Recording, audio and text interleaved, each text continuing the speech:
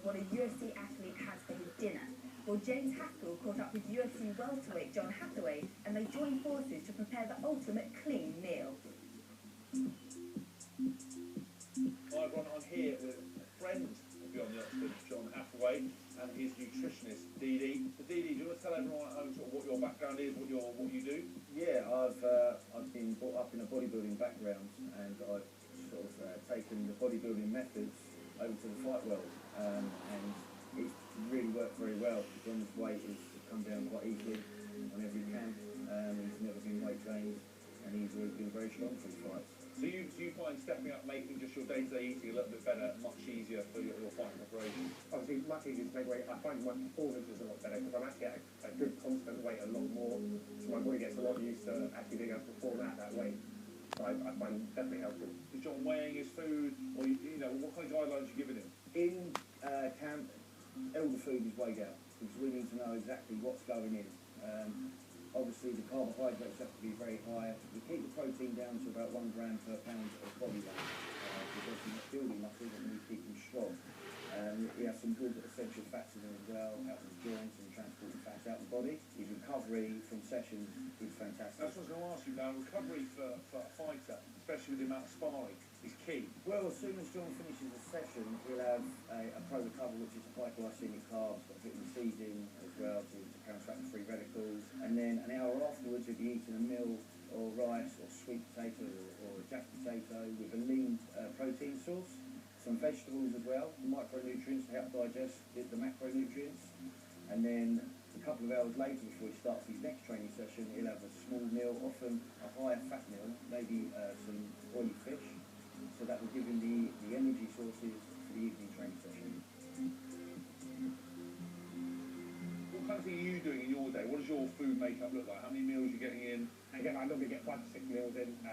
Sometimes one or two of the meals would actually be like, say, a protein shake or a meal replacement shake, so I'm not actually necessarily eating that much. Normally I'm always with chicken, especially at the beginning of the camp. I like having red meat, love having steak in when I can. Obviously towards the end of the camp is when I start switching to fish. I go for white fish, it's straight in and out of your body very fast. Keeps you very lean almost, brings kind of like the surface of the skin a lot more into the muscles, gets rid of a lot of water which is in there. And then I normally do a salmon in the evening when I get closer as well. A lot of people, make the mistake, I feel, of going to supermarkets to buy their food. Why is that so important that they don't? Well, when you go to a supermarket, if you buy some chicken, say 200 grams, you think you're going to be getting 46 grams of protein out there. In actual fact, you're not, because what they do is they pump the chicken full of water. So when you cook it, you lose a lot of water weight. It's always better to come to your local butcher and buy your meat. So what are we going to go for today? We're going to get up some turkey breasts today. Just some good lean protein. We're going to get some probably greens. We're going to have some pineapple with some protein as well, just to help the digestive enzymes in the pineapple to help digest that protein up. And we're also going to get some rice to have with it. Any good butcher needs that pineapple. Simon, do you have a pineapple? Perfect, look at that, unbelievable. He's never sold one in his life, he's got one today.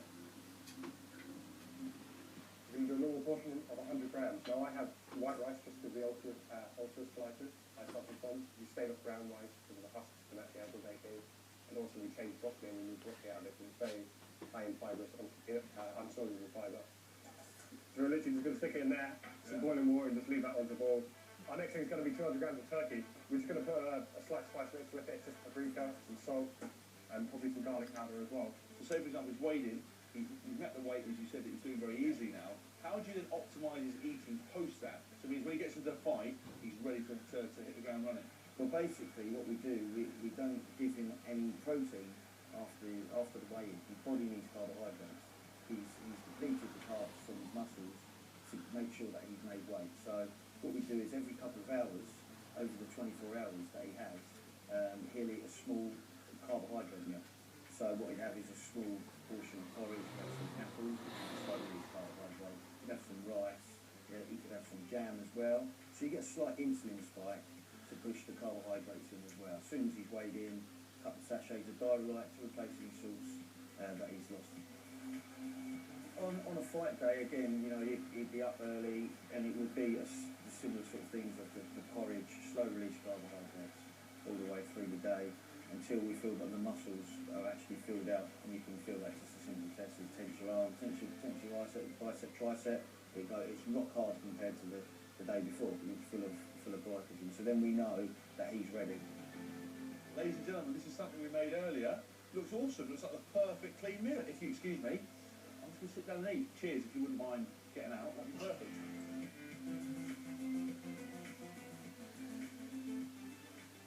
Looks delicious. But this stuff really